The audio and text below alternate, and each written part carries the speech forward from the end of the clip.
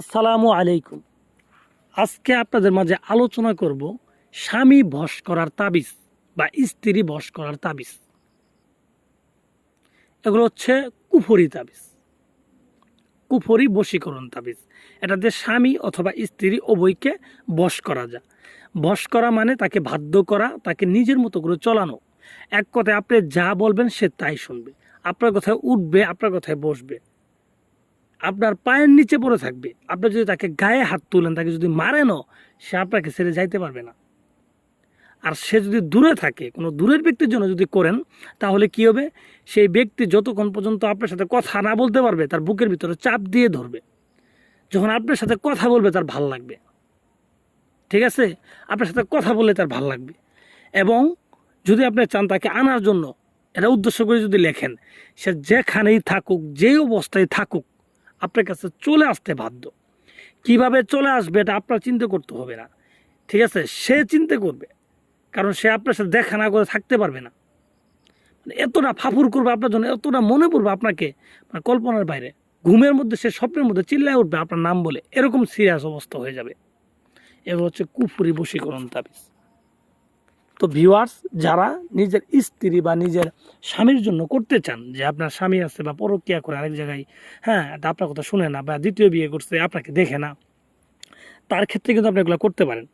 স্ত্রীর ক্ষেত্রে সেম ততরূপভাবে আপনি কিন্তু স্ত্রী যদি পরকীয়া করে বা বাপের বাড়ি চলে গেছে, আসতে চায় না, বা অন্য জায়গায় চলে গেছে, আসতে চায় না, তো তাকে কিন্তু আপনি এই তাবিজটার মাধ্যমে ফিরিয়ে আনতে পারবেন আপনার কাছে। এবং সেমভাবে আপনি কিন্তু আপনার প্রেমিককে, ঠিক আছে, আপনার প্রেমিক যদি থাকে বা প্রেমিকা যদি থাকে, তাদের ক্ষেত্রে কিন্তু এটা করতে পারবেন। এটা বিবাহিত অবিবাহিত সবার ক্ষেত্রেই কাজ করবে। তো ভিউয়ার্স, যারা এটা করতে চান, তারা কিভাবে করবেন আমি এই ভিডিওতে বিস্তারিত বলে দিব। আপনাদের যদি তারা না থাকে, আপনি আমার এই ভিডিওটা ফুল দেখেন, আপনার কাজে লাগবে। আপনাকে বলতে পারেন, ভাই এরকম অনেক শুনছি, অনেক দেখছি, অনেক কবিরাজের কাছে গেছি, তারা আমার কাজ করে দিতে পারে নাই, বিভিন্ন জায়গায় ঘুরাইছে, বলে শরীর বন্ধ, অমুক বন্ধ, বা এগুলো মিথ্যা কথা। কারণ আমি শুরুতে বলছি, এটা হচ্ছে একটা কুফুরি কাজ। আর কুফুরি কাজ করলে পরে শরীর বন্ধ থাকলেও সমস্যা নাই, আপনার গা বন্ধ থাকলেও সমস্যা নাই, রাশির বন্ধ থাকলেও সমস্যা নাই। যেহেতু এটা কুফুরি কাজ, আপনার হবেই হবে। আপনি হাজার জায়গায় ধরা খান, হাজার তাবিজ করেন, এটা আমার কোনো সমস্যা নেই। আমি বলবো, আপনি যদি 10 জায়গায় যাওয়ার পর যদি কাজ না হয়, তারপর আমার এই কাজ, এটা দিয়ে কাজ করবেন। আগে এটা দিয়ে করতে হবে না। এটা আপনি সাইডে রাখিয়ে দেন, সাইডে রাখিয়ে দেন। আপনার অন্য জায়গায় যান, 10 জায়গায় ঘুরেন, ঘোরার পর যদি কোনো জায়গায় কাজ না হয়, আপনি এটা দিয়ে কাজ করবেন, আপনি নিজে করবেন, আপনার হবে, আমি বলে দিলাম। তো যারা করতে চান, তারা কিভাবে করবেন?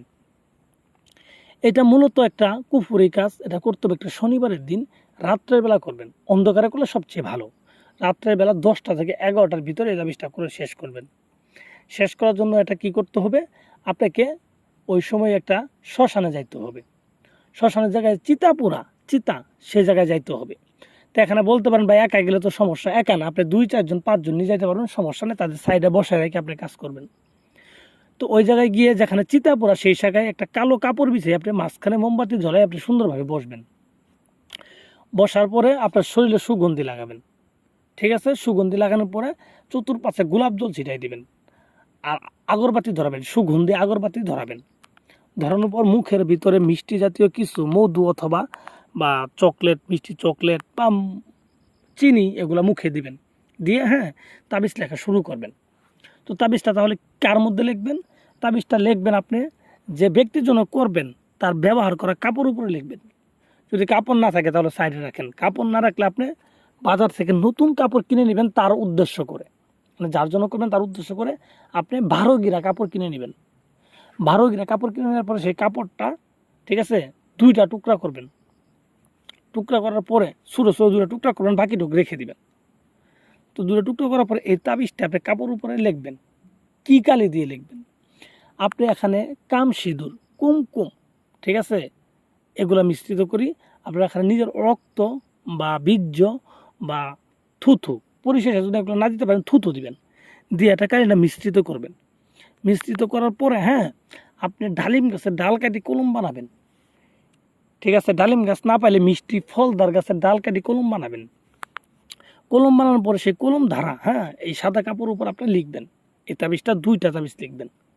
লিখার পরে যার জন্য করতেছেন, ছেলে হোক মেয়ে হোক, যার জন্য করতেছেন, হ্যাঁ, তার নাম, তার বাবার নাম লিখবেন, ঠিক আছে, ছেলের ক্ষেত্রে, এবং তারপর আপনার নাম, আপনার মায়ের নাম লিখবেন মেয়ে যদি করেন। আর কোনো ছেলে যদি করেন তাহলে মেয়ের নাম, মেয়ের মায়ের নাম লিখবেন, তারপর আপনার নাম, আপনার বাবার নাম লিখবেন। এইভাবে নামগুলো সুন্দরভাবে লিখে দেবেন দুইটা তাবিজে।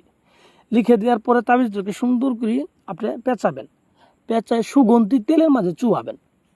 চুবানোর পরে আপনি মোমের আলোতে, মোমের আলো, অন্য কোনো আলো তো হবে না, মোমের বাতিতে, মোমের আলোতে এই তাবিজগুলা পুরবেন, একটা একটা করে পুরবেন।